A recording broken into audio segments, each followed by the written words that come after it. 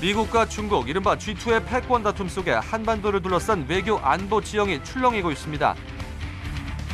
남중국해 영유권과 한반도 사드 배치 문제가 부상하면서 동아시아 패권을 둘러싼 미중 갈등이 갈수록 격화되고 있고 북핵 문제도 후순위로 밀릴 것이란 우려의 목소리가 제기되고 있습니다. 최근 시진핑 주석과 북한 리수용과의 전격회동 이후 북중 관계 개선의 조짐이 엿보이면서 대북 공조의 균열이 우려되는 한편 미국의 대중국 압박의 강도가 갈수록 거세지고 있어 양국 사이 우리 정부의 고도의 외교력이 요구되는 상황입니다.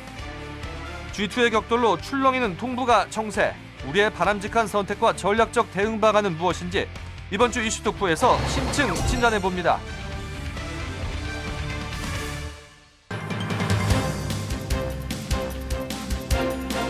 네, 여러분 안녕하십니까? 고승국입니다. 세계 주요 2개국 G2 국가로 불리는 미국과 중국이 팽팽하게 외교적으로 대립하면서 동북아 정세가 출렁이고 있습니다. 최근 막을 내린 미중 전략경제대화, 이 자리에서도 양국은 남중국해 문제, 한반도 사드 배치 문제, 그리고 북핵 문제 등을 놓고 충돌했습니다. 미국과 중국 사이에서 우리 외교 제대로 균형 있게 잘 돼야 될 텐데 과연 잘 하고 있는지, 우리나라의 전략적 선택 그리고 전략적 대응 방안은 무엇이어야 할 것인지에 대해서 오늘 좀 심층적으로 진단해 보겠습니다. 함께 하실 두 의원 소개합니다. 새누리당 백승주 의원 나오셨습니다. 어서 오십시오. 네, 안녕하십니까. 네. 그리고 국민의당 김중로 의원 나오셨습니다. 어서 오십시오. 안녕하십니까. 예. 두 분 다 이번 20대 국회에 그 통일 외교 국방 안보 분야 전문가로 이렇게 공천받고 입성하셨습니다. 백승주 의원은 국방부 차관을 지내셨고 이번에 20대 국회에 들어오셨고요. 김중로 의원님은 육군 준장을 지내시고 이제 국민의당으로 국회 입성하셨습니다. 그 두 분이 뭐 국방부 차관 또 육군 준장 출신이시라서 아무래도 국회 20대 국회에서는 국방 안보 분야 쪽으로 또 통일 외교 쪽으로 역할을 많이 하실 것으로 이제 많은 분들이 기대하고 지금 보고 있습니다. 그 상임위원회 희망 상임위원회는 다 써내셨을 텐데. 예, 절차적으로 이제 당마다 다르겠습니다만은 저희 새누리당 경우에는 희망 상임위원회를 세 군데 이렇게 적어내도록 순서를 정해서 적어내도록 이렇게 되어 있습니다. 네. 저는 뭐 짧게 이제 국방부 차관 2년 7개월 한 것 이외에도 23년간 또 그 쭉 안보 국방 분야, 외교 대북 정책, 북한 분야를 연구하기 때문에 중앙정부의 어떤 미래를 준비하는 그런 안보 분야에서 미래를 준비하는 그런 상임위원회, 안보 관련 상임위원회 하나 지망을 했고요. 또 제가 지역구에 이제 구미가 많은 공장과 산업단지가 있습니다. 그것이 정말 대한민국을 먹여 살렸던 그 작은 도시가 40만 정도 되는 도시가 360억 달러까지 수출했던 그런 산업도시이기 때문에 지역에서는 이제 이런 지역의 여러 가지 경제 활동과 관련된 그 상임위원회에서 활동하기 바라는 부분이기 때문에 경제 분야 상임위원회도 신청을 해둬서 그래서 제가 신청을 했고 당의 어떤 여러 가지 어떤 인력 배분 또 의원님들 상임위 배치하는 이런 원칙에 따라서 해보면 어떤 상임위에 집착하지 않고 고집하지 않고 열심히 할 준비를 하고 있습니다. 안보 분야 상임위를 일단 1순위로 쓰셨겠네요. 네. 아닙니다. 경제 분야 상임위를 하셨었고 안보 분야 상임위를 했는데 했습니다. 알겠습니다. 예. 김중로 의원님은 어느 상임위를 지금 저는 생각하고 계십니까? 1번도 국방위, 2번도 국방위, 3번도 국방위 했습니다. 왜냐하면 제가 35년간 군 생활을 했거든요. 그래서 정말 이 안보 굉장히 중요하다 이렇게 생각했는데 요즘 보면 위태롭다 그런 생각을 했습니다. 왜냐하면 앞으로 전쟁 장장도 그렇지만 전반적으로 안보가 포괄적인 개념 아니겠습니까? 국가의 큰 사건만 나도 안보인데 안보가 지금 주변국들 보면은 정말로 돈의 싸움이거든요. 다시 말하면 경제력으로 다 군사력이 대비되는 바인데 경제가 잘 되려면 또 정치가 잘 돼야 될 것 같더라고요. 그래서 정치를 정말 바꾸지 않으면 안 되겠다. 그런 생각을 가지고 또 정치에 입문했고 전국적으로는 정말 안보는 국가 안위의 문제이기 때문에 오로지 국방이 가서 저희 역할을 하려고 합니다. 그럼 김중로 의원께서는 뭐 1, 2, 3위를 다 1, 2, 3순위를 다 국방위로 쓰셨으니까 뭐 국방위를 가실 것 같은데 네. 국방위 가시면 어떤 일을 제일 먼저 좀 하실 생각이세요? 국방위를 가서 지금 제가 그 방산 관계 있지 않습니까? 예. 방산 관계가 국민들의 좀 굉장한 관심거리입니다. 그 부분하고 군 인권 문제 그 부분을 둘을 집중적으로 관심 있게 고민을 많이 하려고 합니다. 예, 방산 관계. 이 뭐 참 논란도 많고, 이 뭐 누수도 많고 또 그러다 보니까 이제 정말 이 국민들 입장에서 납득할 수 없는 여러 가지 부정부패 비리 사건들도 계속 터지고 있어서 그 부분하고 그다음에 군 인권 문제요. 네. 예, 이 두 가지를 좀 중점적으로 보겠다. 만약에 백승조 의원께서 국방이나 안보 관련 분야 쪽으로 배치를 되신다면 어떤 일을 먼저 하시겠습니까? 예, 그렇습니다. 제가 국방위로 이제 가게 될 경우에 이제 일부에서는 또 친정으로 돌아가는데 제가 불과 뭐 5개월 전에 차관했던 곳이라서 저도 예. 친정 감사를 제대로 하겠느냐 이런 걱정하시는 분도 계신데 예. 지금 국방과 관련해서 국민이 가장 고통스러워하는 것이 뭔가를 저는 진단해 볼 때 네. 입영 적체 문제입니다. 우리가 자녀들이 1년 재수해도 참 그게 안타까운데 네. 군에 가려고 대학에서 휴학했거나 여러 가지 하고 그래요, 있는데 예. 1년도 아니고 2년 이렇게 입영 군대 가기 위해서 대기하고 있는 기간이 너무 깁니다. 네, 네. 이전과 관련해서 차관을 지낸 사람으로서 이걸 빨리 해결하지 못한 부분은 또 송구한 부분이 있지만 네. 그러나 이 문제에 대해서 제가 좀 더 집중해서 입영 적체 입영 대기 기간을 줄이는 것을 좀 네. 거기에 대한 여러 가지 저 나름대로 구상했던 부분을 좀 국방부와 협력해서 해결해 드리고 싶고요. 또 네. 둘째는 전략적인 문제입니다. 우리가 여러 가지 군사력 건설과 관련해서 네. 군사력 건설을 항상 우리가 북한 위협에만 이렇게 맞추고 있어요. 네. 그러나 사실 대한민국이 이제 북한 위협에 맞추기보다는 주변 국가와의 어떤 군사력 격차 이런 것을 따져서 군사력 격차를 좁히는 방향으로 군사력을 건설하고 이것이 하나 국방계획과 연결시켜서 네, 네. 새로운 미래를 준비하는 국방 이런 부분에 좀 집중하고 싶습니다. 주변 국가라면은 우선 중국이 떠오르고요. 러시아, 일본. 그 뭐 특정 국가를 우리가 이렇게 말씀드리는 것보다는 예. 우리 국가가 다른 국가와 어떤 군사력 격차 부분이 좁혀지는 방향이 좋지 않겠냐 그런 생각을 갖고 있습니다. 알겠습니다. 자, 이 두 분이 상임위를 어떤 상임위를 결국은 이 배정 받게 될지는 조금 좀 지켜보고요. 그러나 어디 상임위에서 어떤 일을 하시든 아마 국방 외교 안보 관련으로 이렇게 사안이 터지면 두 분한테 의견도 여쭙고 그럴 수밖에 없지 않겠습니까? 전체적으로 이 동북아 정세에 대해서 오늘 두 분 말씀을 좀 들으려고 모셨는데요. 이게 G2 국가 시대니까 미국과 중국이 서로 경쟁국일 수밖에 없고, 그런데 최근 들어서 이게 좀 갈등이 약간 이제 표출되고 있는 듯한 상황이 자꾸 발생해서요. 우리 입장에서는 미국도 중요하고 중국도 중요한데 조금 걱정되는 대목이 좀 많이 있습니다. 우선 미국과 중국의 관계, 특히 동북아 정세 속에서 미중 관계를 두 분은 어떻게 진단하시는지요? 예, 이번에는 김 의원께서 먼저 하실까요? 글쎄요, 기본적으로 한반도는 원심력과 구심력의 관계가 아닌가 생각을 합니다. 원심력은 주변 강대국들이 사실상 G2의 그 전략 속에서 움직이지만은 실질적으로 저희 통일을 원하지 않지 않습니까? 네.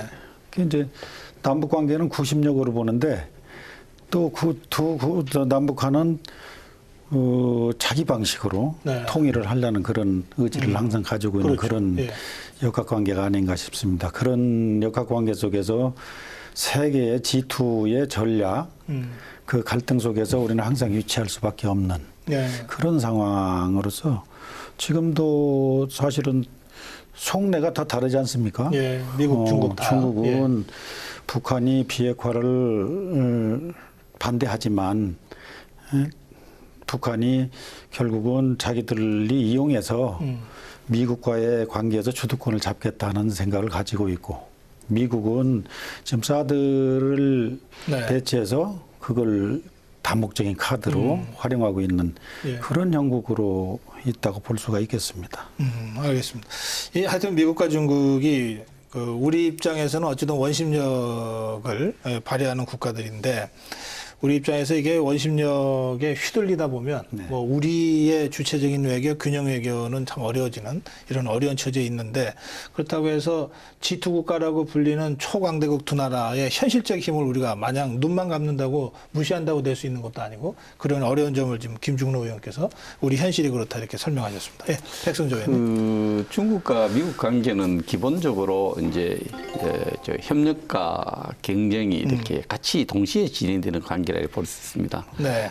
경제 규모 면에서 1등하는 미국과 2등하는 중국을 우리가 흔히 G2 국가라 합니다만은 이 두 국가가 미국도 경제가 지속적으로 발전하기 위해서는 거대한 시장인 중국과 경제적으로 협력하지 않을 수 없고요. 네. 중국 역시 뒤늦게 출발한 이 산업화 또 하나의 그 계획 개방을 유지하기 위해서는 미국의 여러 가지 협력이 필요한 부분이 있습니다. 그래서 네. 상호전적 측면이 큰 거죠.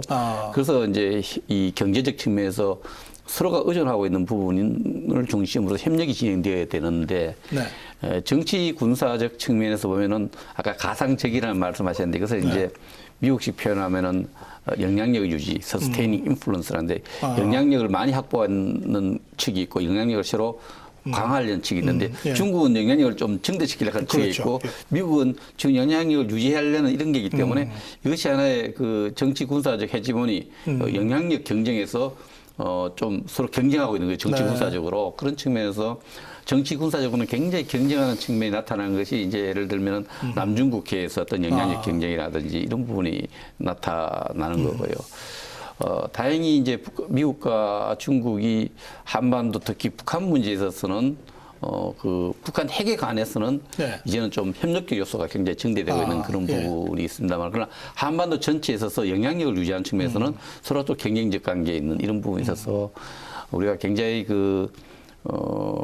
지혜가 필요하죠. 네. 이런 중국과 미국과의 어떤 협력이냐 갈등 이 두 개가 동시에 진행되고 오는데 협력이 진행될수록 우리한테 유리합니다. 네. 그런 측면에서 대한민국이 갖고 있는 여러 가지 외교 자원, 국가 자원 또 이런 것을 활용해서 미국과 중국이 잘 지내도록 하는 것이 네, 국가 이익이 유리하다 저는 그렇게 생각을 하고 있습니다. 김중로 의원님은 원심력과 구심력이라는 개념으로 설명하셨고 백승조 의원님은 협력과 경쟁이라는 개념으로 뭐 이렇게 설명하는 프레임은 뭐 제가 보기에 크게 다르지 않은 것 같습니다만 특히 그 정치 군사적으로는 미중이 확실히 경쟁 관계다. 그리고 이 경쟁이 격화되면 우리한테 좋지 않다. 그렇습니다. 이렇게 말씀하셨고요.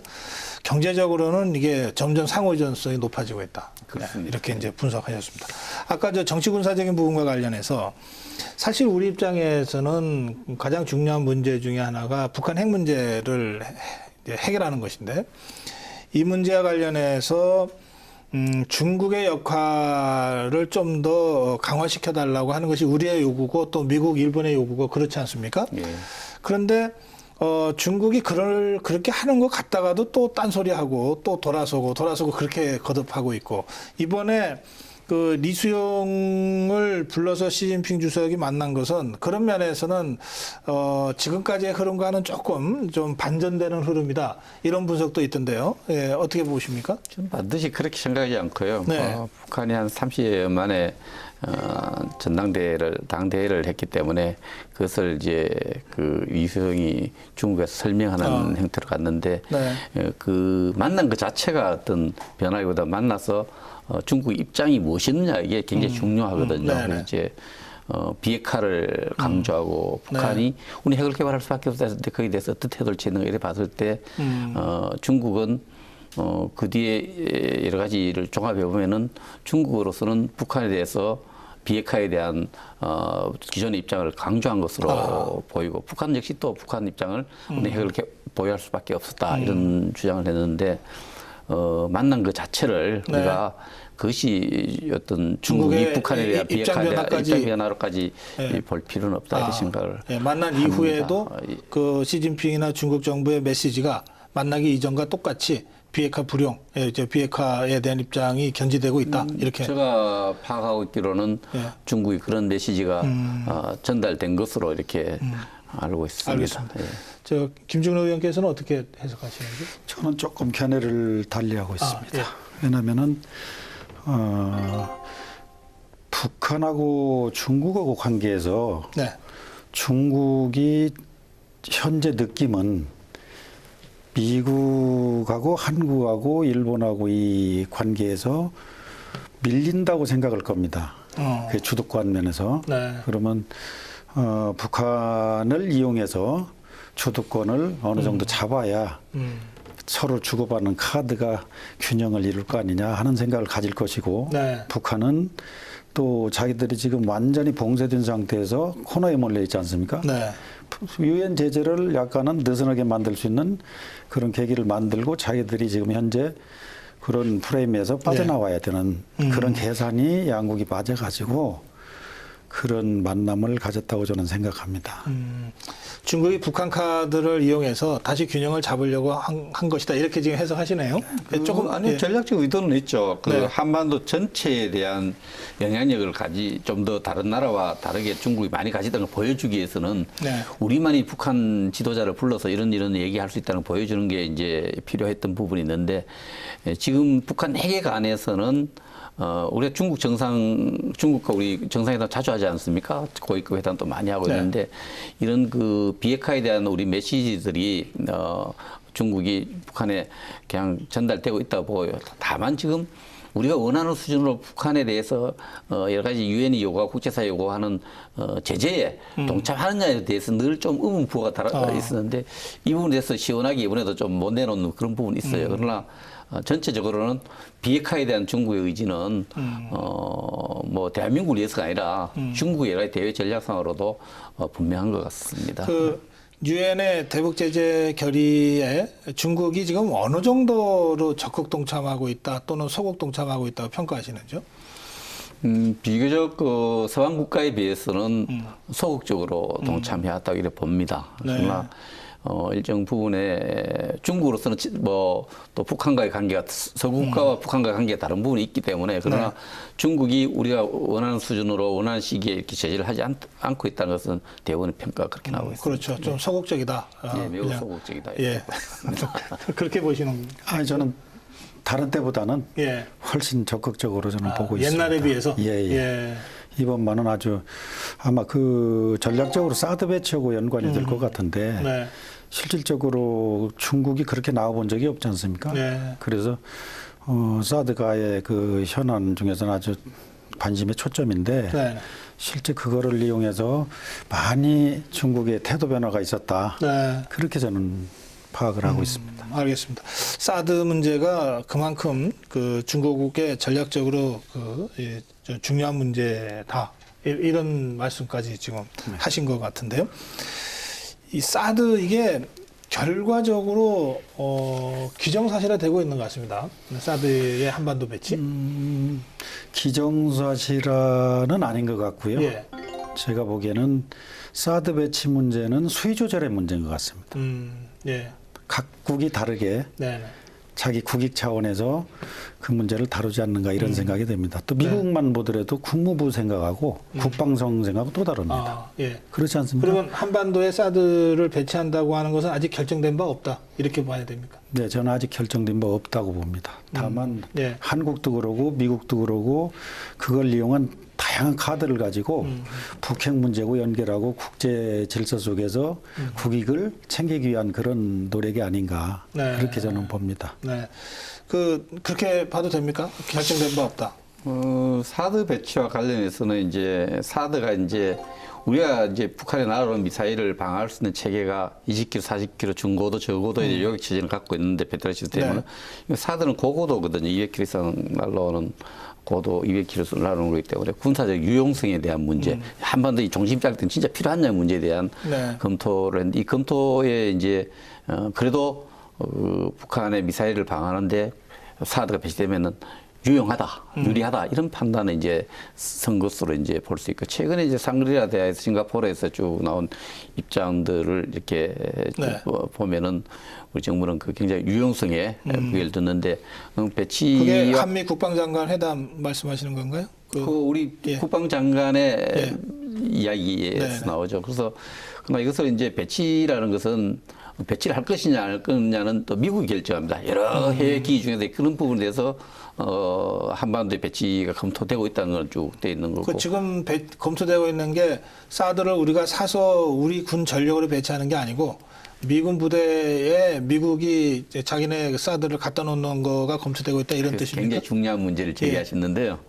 이제 미국이 이제 이미 한 8곳에 이렇게 그 사드와 관련된 것을 해외에 배치를 했는데 네. 그것을 주한미군 기지도 검토를 하겠다고 지난 쭉 검토하고 있다는 게 했는데 네. 검토를 했을 때 우리가 그 배치를 이제 수용하느냐 문제 이 문제인데 이 비용의 문제, 획득과 이런 그 설치에 따른 비용의 문제는 지금 만약에 배치를 허용한다면은 별도로 의논되어야 될 내용 그 부분과 관련해서는 지금 별도로 생각을 해야 됩니다. 알겠습니다. 지금 백승주 의원께서는 사드의 전략적 유용성을 되게 좀 인정하는 결론을 우리 정부가 내린 것 같다 이렇게 말씀하셨고 그렇습니다. 그 의원님 개인적으로도 그렇게 생각하십니까? 좀 제한적이지만 예. 이게 이제 하나 미사일 방어 체계 다중화라 그러는데 적어도 중고도에서 고고도 필요하다는 데서 유용성은 저도 있다고 봅니다. 있다. 그게 막 예. 그게 그게 뭐 사드는 만능 통치약은 아니겠지만 사드 자체가 이게 뭐냐면 앞에 우리가 갖고 있는 미사일 방어체는 적의 미사일 날아오면 그것을 그 미사일별로 이렇게 요격하는 있는 체제인데 사드는 지역 방어 체제입니다. 그런 엄브렐러 개념이 들어가 있는데 어쨌든 제한된 지역이지만 한번 연역하고 제한된 지역이지만은 군사적 유용하다는 군사적 판단을 이렇게 알겠습니다. 김준호 의원께서는 어떻게 판단하십니까? 사드가 우리한테 필요하다? 저는 조금 다른 견해를 가지고 있습니다. 왜냐하면은 사드가 현재 미국에서도 정설이 아직 시험 평가되지 않은 무기입니다. 되더라도 지금 예상들은 20%를 방어할 수 있다고 그렇게 얘기들 합니다. 그래서 과연 1개 포대를 하는데 2조 아닙니까? 2조고 또 운영 유지비가 아주 천문학적인 돈이 들어가고 또 우리가 지역을 또 주게 돼 있습니다. 설치할 지역을. 그러면 그런 문제들이 다 이제 토의가 돼야 될 텐데 실제 그 사드가 비용 대 효과 면에서 과연 그게 우리 방위에 얼마나 그게 유익한 문제인가. 실제 우리가 서둘러서 할 문제는 아닌 것 같고 그제 그 한민구 장관이 회담에서는 그런 얘기를 안 하고 회담이 끝난 다음에 이제 언론에서 좀 흘러나온 얘기는 한 장관이 그 사드 배치가 더 유용한 걸로 설치해야 되는 걸로 그렇게 얘기를 하는데 사실은 저는 그거는 조금 너무 속도가 빠른 거 아니냐. NCND 정도로 긍정도 부정도 안 넣으면서 결국은 미국과 중국의 전력 대화에서 이루어지는 문제이기 때문에 한국은 그 사이에서 정말 지혜로운 선택을 해야 된다. 그런 생각을 하고 있습니다. 그러면 김준호 의원께서는 이 비용 대비 효과 우리가 뭐 자원을 무한히 쓸 수 있는 게 아니기 때문에 제한된 자원으로 어떻게 효과적으로 무기 체계를 개선할 거냐 이런 관점에서 볼 때 비용 대비 효과로 사드가 그렇게 효과적이지 않다 이렇게 지금 판단하시는 것 같네요. 그런데 그런 측면이 하나 있고요. 또 그보다 더 큰 거는 이제 국제 정치 관계상 강대국들이 다 반대를 하고 우리가 먼저 앞서서 나설 일이 아니다. 왜냐하면 그게 잘못됐을 경우에 경제적인 리스크가 엄청나지 않습니까? 중국 관계에서. 그렇군요. 그래서 그런 문제를 잘 감안을 해야 되겠다.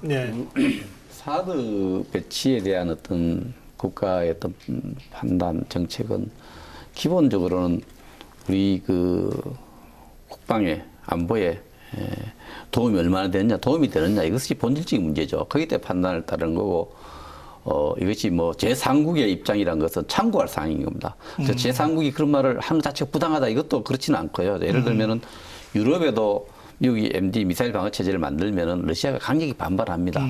이게 또 중국의 그런 반발이 있는데 그러나 제3국은 입장을 가질 수 있다 봅니다.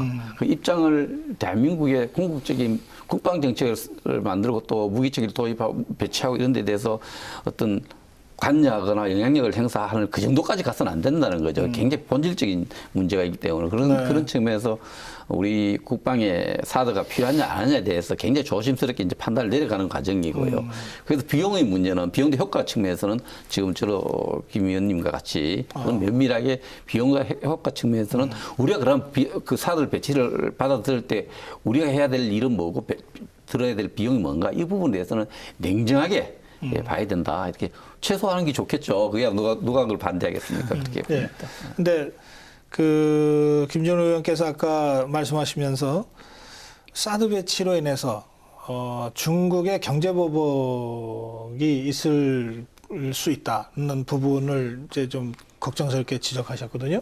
그 부분은 어떻게 보십니까? 그거는 뭐 많은 분들이 제기를 하는데, 예. 그건 중국 입장이 부당하다고 봅니다. 우리나라의 국방 정책과 관련해서 우리가 어떤 무기 체계를 도입한다, 무기를 만든다 해서 여기에 대해 입장을 좀 불편한 입장을 낼 수 있지만 그것을 경제 문제와 연계시켜 가지고 우리가 먼저 중국에서 그 이야기 안 해요. 우리 국내에서 먼저 막 중국 사드 배치하면 중국이 이렇게 보복할 것이다 이렇게 하는데 우리가 먼저 그렇게 야단법석을 떨 필요도 없고 중국이 그렇게 하는 것은 굉장히 부당합니다. 그래서 그런 측면에서 너무 우리가 사드 배치하면 중국이 우리 경제적으로 그 압박을 해서 우리 경제가 엄청나게 힘들 거라는 것은 우리가 먼저 떠들 이유는 없다 이렇게 생각합니다. 예. 어떻게 보십니까? 글쎄, 저는 거기에 대한 반론이거든요. 왜냐하면 부당하다고 한 그 말 자체가 그게 강대국 정치의 속성 아닌가 저는 싶습니다. 아무리 저희들이 부당하다고 하더라도 그런 여건에서 중국의 카드는 여러 가지가 있겠죠. 그중에서 경제적인 카드가 제일 크겠죠. 그런 문제뿐만 아니라 제가 또 느낌은 대북 관계, 통일 문제, 결정적인 역할을 할 중국이기 때문에 여러 가지가 거기에 관여가 됩니다. 그래서 이거는 정말 철저하게 국익 차원에서 그거를 신중하게 판단해서 해야 될 문제가 아닌가 그렇게 생각합니다. 예, 해당되는 우리가 제주도 해군 기지를 저희들이 만들고 이제 중공을 했습니다만. 강정에. 예, 강정 해군 기지 만들 때도 이 해군 기지 만들면은 중국이 반대할 것이라고 주장하는 분들이 굉장히 많았어요. 제가 그런 얘기, 왜 그렇게 패배주의적 사고를 하느냐, 안보 문제를 다루는데, 우리 땅에 우리 해군기지 만드는데, 왜 그렇게 중국을 먼저 의식해서 중국이 반대하고 중국이 막 보복할 거라고 했는데, 사드 문제, 이런 문제는, 우리가 분명히 이 사드를 만약 하더라도 이거는 북한의 미사일과 북한 핵에 대비한 무기 체계이기 때문에 중국은 오히려 북한 원인 행위를 북한에 대해서 좀 더 이런 부분에 대해서 이야기를 할 수 있어야 됩니다. 그런데 중국이 뭐 이 강정 해군 기지와 관련해서는 뭐 좀 주제가 다르니까 그 사드에 대해서는 중국이 지금 아주 공개적으로 또 구체적으로 이렇게 문제를 제기하고 있는 건 사실이잖아요. 그게 이제 강정 해군 기지하고 좀 차원이 다른 양상이 다릅니다 지금. 그래서 제가 질문을 우선 이렇게 드리겠습니다. 중국은 사드에 대해서 왜 이렇게 반발하는가? 어떻게 설명하십니까? 군사적으로 사드가 만약에 대한민국 배치된 사드가 중국의 군사적으로 어떤 당장 어떤 위협이 되는 요소보다는 그 전략적으로 중국이 봤을 때는 그 굉장히 불편한 거죠. 불편하다는 생각을 갖고 있고 동유럽에 사드가 배치되면은 러시아가 불편한과 마찬가지인데 이 사드 자체가 방어 목적의 무기 체계이긴 하지만 역시 중국의 여러 가지 전략 무기 체계를 좀 무력화한다는 들여다볼 수 있다. 무력화할 수 있는 그런 체계도 되기 때문에 중국으로서는 만약 또 새로운 어떤 또 여기에 대한 대비하는 국방 체계를 만들기 때문에 중국은 이제 이런 불편한 마음을 이제 드러내놓고 공개적으로 이야기를 하고 있습니다. 중국으로서 이렇게 반발하는 데는 나름의 이유는 있다. 중국 입장에서 보면 중국의 어떤 전략적 측면에서 군사 전략적 측면에서는 그런 문제를 계속 제기를 하고 있습니다. 어떻게 보십니까? 당연히 그러겠죠. 예를 들면 60년대 그 쿠바에 미사일 갖다 놔서 미국이 어땠습니까? 그런 논리하고 똑같지 않겠습니까? 미국은 지금 그 한국에 있는 연합군을 보호하겠다는 그런 원론적인 얘기를 하고 있지만 중국이나 러시아 입장에서는 그렇지 않거든요. 동북아의 안보도 위태롭게 할 뿐만 아니라 실질적으로 턱 밑에 방어용이든 공격용이든 갖다 놔서 편하겠습니까? 굉장한 우려를 가지고 있지요. 그래서 아무래도 중국의 입장에서는 충분히 그럴 수 있는 여지가 있고 또 그렇게 함으로써 또 자기들이 안보 이익 네. 측면에서 엄청난 불리함으로 이제 작용할 걸로 그렇게 보는 걸로 근데 이 부분은 제가 좀 말씀을 좀 다른 생각을 말씀드렸는데 쿠바하고 미국은 적대적 관계였습니다. 분명히 미국은 쿠바 예. 가스로 정부를 전복시키려는 정책을 공개적으로 추진하고 있었고 쿠바 역시 근대 두려움을 느끼고 있었고 중국과 지금 대한민국과 관계는 그런 적대 관계가 아닙니다. 굉장히 신뢰 관계 형성되어 있는 부분이죠. 그런 부분에서 대한민국이 갖고 있는 무기 체계가 또 여러 가지 국가적 여러 관계로 봤을 때 네. 그것을 한국의 여러 가지 방어 목적의 무기 체계 이런 부분들 연합적 이런 부분들을 중국을 위협한다고 인식한 자체가 저는 우리가 조금 중국 인식이 너무 예민하다. 우리가 중국에 지속적으로 여러 가지 외교 채널, 군사 채널을 통해서 대한민국이 중국과의 어떤 적대적 인식이었고 네. 또 신뢰 관계를 강조하면서 그게 중국이 두려워할 일이 아니다라고 설득해야 될 부분이 많다고 봅니다. 이 쿠바 사례와는 좀 다르다 이런 말씀을 하셨는데. 예. 글쎄요. 저는 뭐 한국과 중국 관계를 상당히 좋게 이렇게 보시는데 글쎄요. 국제 관계에서 정경 분리 정책이 되고 또 군사적인 측면하고 경제적인 측면 이런 게 다 지금은 뭐 적이지만 그 경제를 떠나서는 지금 세계 경제가 그렇지 않습니까? 그렇다면 그런 관계에서 그 중국의 입장은 어차피 그 국가 지금 G2의 입장에서 세계 전략을 이어가지 않습니까? 그런 네. 측면에서 한국의 방금 말씀하시는 것은 한국의 무기 체계라고 말씀하시는데 그거는 미국의 무기 체계니까 그거는 둘이서 경쟁하는 관계에서 네. 보이지 않는 첫 개념이 아니겠습니까? 결국은 세계를 경영하는 입장에서 보면 그래서 그런 거를 보면 감안을 하면 뭐 중국의 입장에서는 충분히 그런 인식을 할 수가 있습니다. 그렇다면 제가 두 분께 이렇게 질문을 좀 드려보겠습니다. 중국이 끝까지 반대를 고수하면 그러면 사드 도입을 우리가 말아야 되는가? 제가 우문을 좀 드립니다. 이 문제를 좀 분명하게 하기 위해서 어떻게 생각하십니까, 위원님? 그거는 이제 강대국들의 그 전략적인 사고에 따라 달라질 것 같은데 예. 중국이 반대한다고 그래서 미국이 안 하지는 않을 겁니다. 근데 이제 어느 시기에 어느 타이밍에 네. 어떤 방식으로 그거는 두 나라의 전략 대화에서 이루어지도록 저희가 유도를 하고 그 속에서 우리 안보를 챙겨야 되지만 네. 미국이 중국과의 관계에서 어떤 카드를 가지고 할지는 모르겠습니다. 다만 이제 중국의 입장에서는 그 사드 문제를 네. 끝까지 고수해서 얻어지는 거고 잃는 거고 네. 아마 비교를 많이 할 겁니다. 해서 자기들은 이제 그 우리 대북 관계를 지렛대로 해서 예.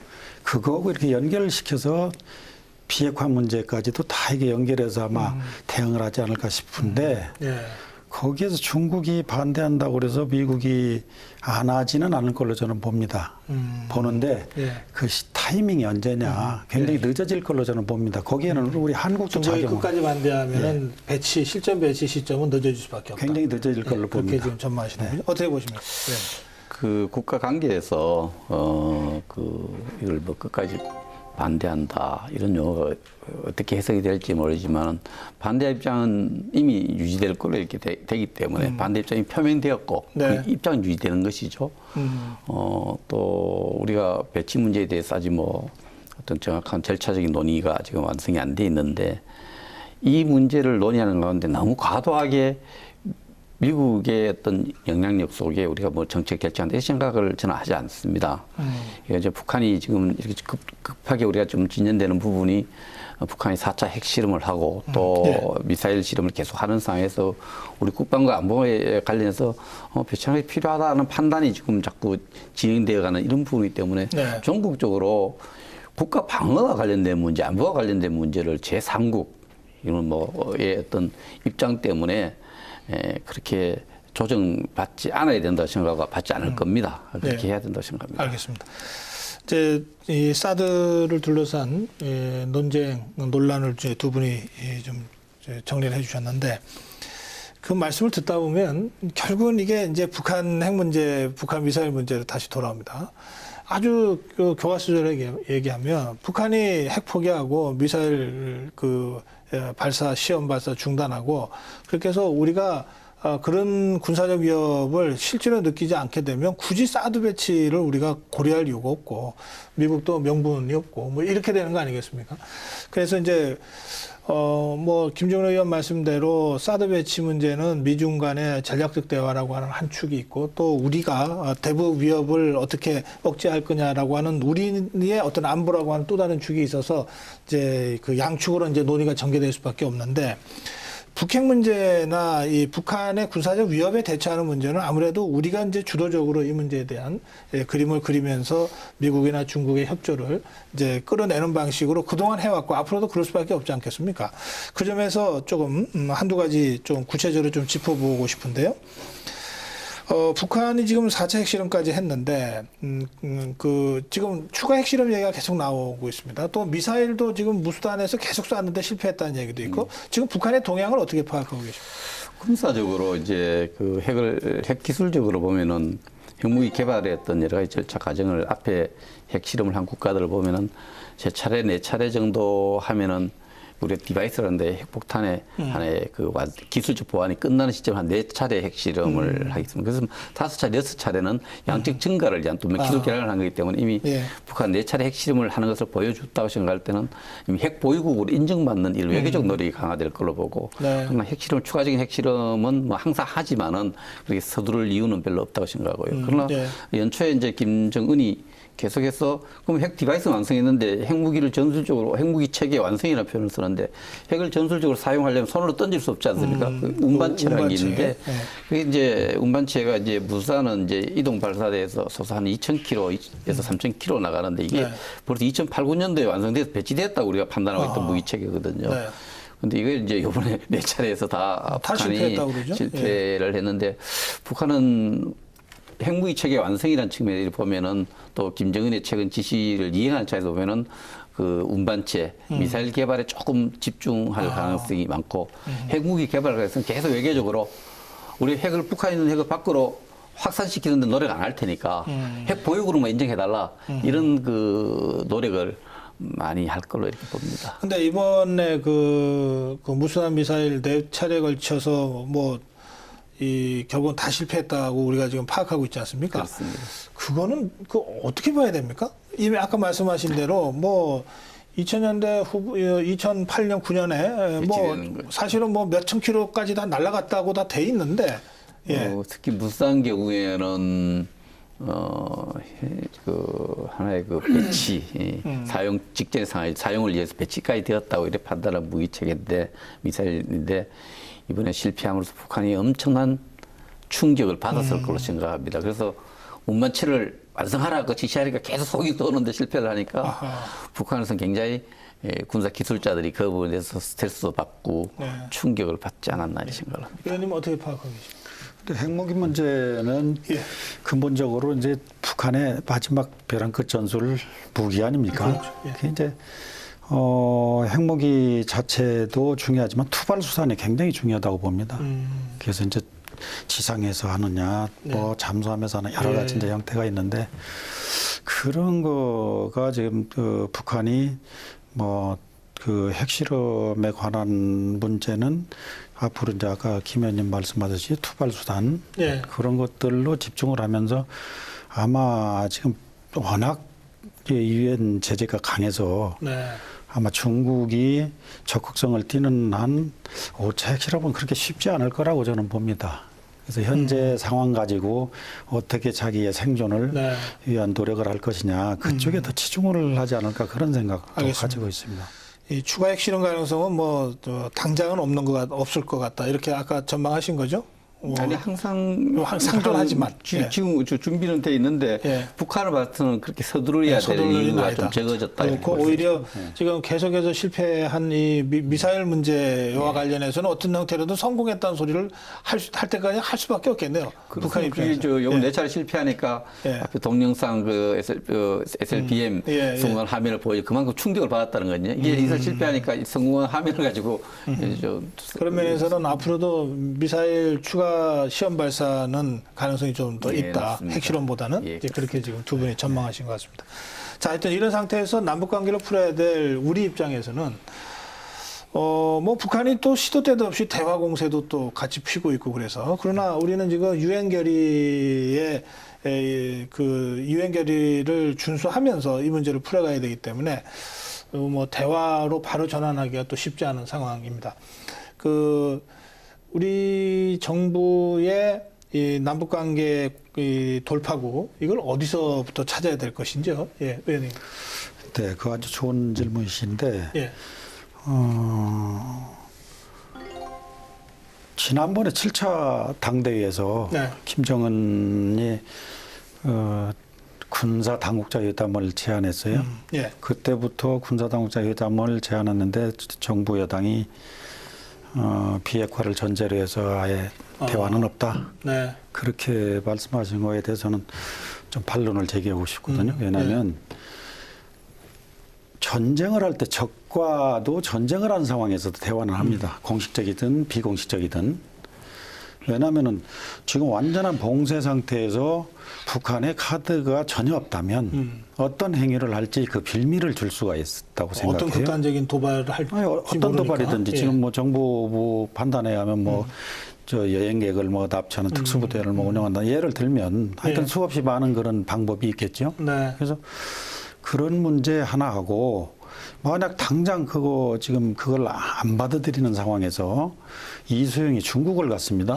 시진핑하고 이렇게 돼버리니까 네. 잘못하면 뭐 미국하고 북한이 대화를 그냥 직접 한다든가 옛날처럼 또 중국하고 한다든가 이랬을 때 대화의 주도권을 저희들이 또 뺏길 수 있는 그런 또 우려도 있습니다. 네. 그래서 두 가지. 예. 하나는 그 우려 방금 그런 말씀하고 하나는 이제 그 도발의 빌미를 줄 수 있는 네. 그 두 가지를 감안한다면 저희는 군사회담 정도는 하고 하면서 비핵화라는 제목도 집어넣을 수 있고 의제로 네. 또 지금 NLL 부근에서 얼마나 지금 중국 어선이 그러고 있습니까? 오늘도 막 신문에 나오고 그러는데 그런 것도 얼마고 북한하고 공동으로 중국을 해서 어민들의 이익을 권익을 알겠습니다. 보호해 줄 수 있고 예. 그런 측면에서 보면 이게 지금 뭐 완전히 그 감공 위주의 정책이 맞느냐 정말 심각하게 고려해 볼 필요가 있다. 그것도 만약 물론 말씀하신 대로 유엔 제재의 어떤 그 뭐 약화될 수 있는 그런 요소가 된다면 그러면 그 문제는 대화를 하는 문제는 좀 더 좀 전향적으로 유연하게 대처할 수 있지 않느냐. 그렇죠. 그래서 투 트랙으로 나가는 것이 북한도 저는 봉쇄된 상황에서 그래도 뭐 도망갈 틈이라도 좀 주어야 대화가 되고 지금 중국 바로 돼버리니까 중국 그 대화가 기점이 돼서 지금 여러 가지 미국에서 또 강압적인 수단을 좀 하고 있습니다. 그래서 그런 문제를 좀 이렇게 저희가 먼저 주도적으로 좀 할 수 있는 그런 정책이 좀 좋지 않느냐 그런 생각을 갖습니다. 예, 유엔의 대북 제재 결의가 뭐 대화 자체를 금지하고 있는 건 아니니까 그렇죠. 예, 투트랙으로 가는 것이 맞다. 그리고 특히 7차 당대에서 김정은이 공식적으로 제안한 군사회담 같은 거를 우리가 못 받을 이유가 뭐 있겠느냐. 그렇게라도 해서 돌파구로 풀어야 된다. 이런 말씀을 하신 거죠? 예, 백승준 의원님. 그 정부 입장이 이제 상글리아 대화에서 국방장관 또 북한의 그 대화 공세의 어떤 진정성에 심각한 문제가 있다. 그래서 대화에 대해서 신중한 입장을 정부가 다시 반복적으로 강조를 했습니다. 네. 제가 늘 강조하는 워딩 중에 하나가 전쟁 중에도 대화를 한다 이런 워딩이 있습니다. 그러나 전쟁 중에 대화를 하더라도 대화는 그 대화에 대한 여건과 그 대화의 결과 또 대화의 무엇 때문에 대화하는가에 대한 게 명료하거든요. 궁극적으로 지금 상황에서 청와대를 공격하겠다 하고 또 핵실험하고 미사일 쏘았다가 또 다시 지금 대화를 제안하는 어떤 기본적으로 북한이 어떤 대화를 왜 제안했느냐 이런 부분에서 본다면은 누구라도 삼척 동자도 이번 대화 제안한 것은 이제 북한이 내차 핵실험에서 핵을 인정했다는 어떤 그런 이미지를 만들고 그런 상황을 만들고 그 속에서 남남 갈등을 또 이렇게 만들고 이런 의도가 분명하기 때문에 이 책임 있는 당국자 입장에서는 좀 신중한 입장을 내놓고 있는데 그 신중한 입장 저는 이해가 갑니다. 그러니까 그런 측면에서 대안은 좀 여건의 어떤 조성 또 혼자서 저속이 되는 건 아니죠. 그래서 그런 측면에서 조금 냉정하게 지금 대화 문제에 대해서 신중하게 대하는 것이 옳다 생각합니다. 근데 그 비핵화를 전제로 진정성을 보이지 않으면 대화 못하겠다 이렇게 지금 입장이 나온 거 아닙니까? 근데 어떤 면에서는 비핵화를 하기 위해서 대화가 필요한 거 아니야 이렇게도 얘기할 수 있겠는데. 북한은요. 북한이 남북 대화와 관련해서 예. 비핵화를 의제로 네. 그럼 대화하기 전에 비핵화 의제로 받지를 않습니다. 그 측면에서 우리가 뭐 회담 할 때 우리 측에서 뭐 할 수 네. 있지만은 의제로서 비핵화를 수용하고 있지 않은 입장입니다. 네.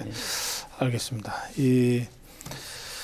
그래. 어쨌든 이게 우리가 지금 뭐 대북 강경책을 유엔 결의에 입각해서 그 강경책 예. 이런 표현도 안 맞다고 봐요. 좀 그런가요? 예. 원칙 있는 대응이라 이렇게 표현이 맞지. 네. 뭘 강경합니까? 대한민국이 북한을 뭐 공격하겠다 했습니까? 뭘 압박? 그러나 원칙 있는 거기에 따른 북한이 하는 조치에 대해서 상응하는 어떤 원칙 네. 있는 대응 정도로 표현을 해야 되지.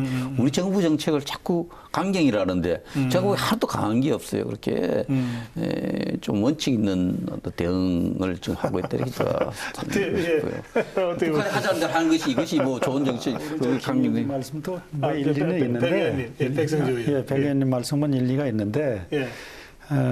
마냥 이런 상태로 그냥 뭐 봉쇄된 상태에서 끌고 가야 되느냐. 그게 저는 좀 그래요. 아까 말씀하시는 거 충분히 이해가 가는데, 뭐 전쟁 중에도 저하고부터 대화할 수 있다. 뭐 진정성이 문제다.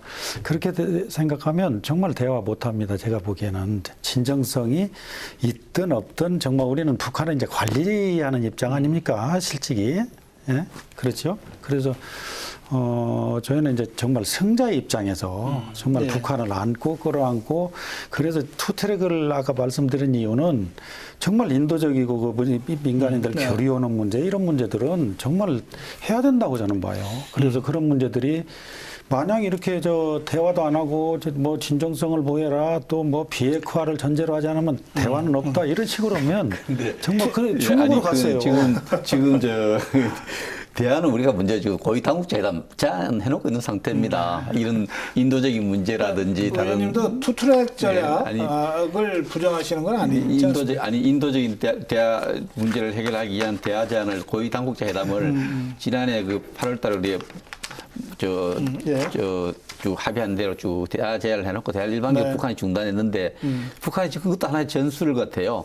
자기들이 대화를 계속 하잖아. 우리가 안 하는 것처럼 이렇게 잘못 오도하고 있는데 네. 우리도 고위당국자 회담 몇 차례 하자고 해놨어요. 네. 거기에 대해 응하지 않고 톡 띄어서 이제 핵실험하고 할 것도 하고 핵박 청와대 공개하겠다 해놓고는 난데없이 그냥 군사 대화하자 이렇게 하니까 우리가 이게 고위 당국자 회담 문제, 제안했던 문제, 북한의 태도라든지 예. 지금 여러 가지 그렇군요. 상황들에 대해서 예. 종합적으로 판단하는 거죠. 알겠습니다. 그래서 좀 봐서는 이게 영원히 대화를 안 하자는 것이 아니고 지금은 냉정할 때라는 사실 거죠. 지금 말씀하신 고위 당국자회담은 목함지뢰 그렇죠. 사건을 수습하는 합의했죠. 과정에서 여야가 합의했던 거. 남북이 합의했던 거. 합의해놓고 안 지키고 그거를 지켜라고 지금 우리 정부가 네, 그래서 요구하고 우리가 있는데 대화를 그건 안 지키면서 대화를 제안했는데 거기에 대한 답은 안 하고 그렇군요. 그런 예. 부분이 있죠. 알겠습니다. 그래서 지금 이 남북 관계 특히 대북 그 북한에 대한 우리 정부의 대응과 관련해서 약간 좀 입장 차이가 좀 나타났는데 마무리 말씀으로 우리 정부에게 그럼에도 불구하고 이렇게 하자든지 또는 뭐 지금까지 해왔던 거 좀 더 일관성 있게 가자든지 여러 가지 의견들이 있을 수 있겠습니다. 두 분 말씀 마무리 말씀 듣겠습니다. 이번에는 김종로 의원께서 먼저 하실까요? 그 문제는 아까 말씀드린 대로 예. 어찌 됐든 현 상황에서 투트랙으로 가는 게 좋겠다. 네. 왜냐하면 어떤 방식으로든 대화의 문은 열어놓고 진정성을 따지기 전에 대화의 문을 열어놓고 저희가 정말 승자 입장에서 관리하는 입장에서 좀 통 크게 그런 거는 좀 해가면서 유엔의 압박은 국제적으로 공조를 해서 강하게 하면서 대화의 끈은 놓지 않았으면 하는 생각입니다. 알겠습니다. 백성조 의원님. 예, 누가 뭐래도 그 산업화 민주화를 우리 대한민국이 지금 대한민국 국민들이 갖고 있는 시대 정신은 통일 준비라고 생각합니다. 통일 준비를 하는 과정에서 현상을 어떻게 관리하느냐는 여러 가지 정책의 어떤 뭐 탄력적으로 대응해야 될 것이지만 북한의 여러 가지 어떤 변화에 대한 시나리오, 남북관계 이런 부분에 대해서 우리 내부적으로 언제든지 그 변화에 잘 끌고 갈 수 있는 그 준비를 내실을 다지는 그런 시기로 활용을 하는 것이 좋겠다 이렇게 생각을 합니다. 알겠습니다. 예, 오늘 두 말씀 잘 들었습니다. 그 국방 안보 통일 외교 분야에 있어서 두 분 20대 국회에서 활동을 기대하면서 오늘 시간 마무리하겠습니다. 고맙습니다. 예. 네, 이제 미국 중국 간의 갈등이 격화될수록 우리에게는 험난한 도전이 될 수밖에 없는 국제 상황 속에 우리가 살고 있습니다. 그 어느 때보다도 우리 정부의 전략적 외교력이 필요한 시점입니다.